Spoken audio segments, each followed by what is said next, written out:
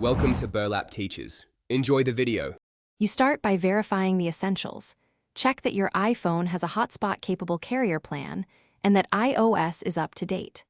Once done, make sure the remote device has Wi-Fi and Bluetooth turned on. This enables both instant hotspot and Bluetooth tethering.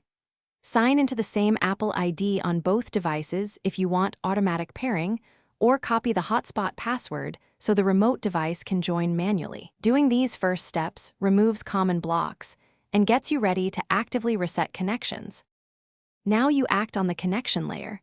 Turn personal hotspot off, wait 5 seconds, then turn it back on and restart your iPhone to flush temporary network states.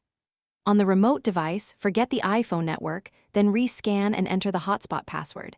If Wi-Fi fails, attempt Bluetooth pairing to force a different tethering path. If problems persist, reset network settings on the iPhone. This clears saved networks and cellular preferences, which often resolves stubborn misconfigurations. Finish by verifying carrier settings. Install any carrier updates in settings and confirm your plan still allows tethering.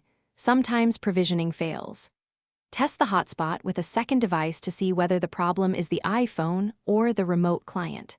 If you still fail, back up and restore the iPhone, which fixes deep software corruption, or contact Apple support. One key troubleshooting tip: note exact error messages and whether cellular data icon shows activity.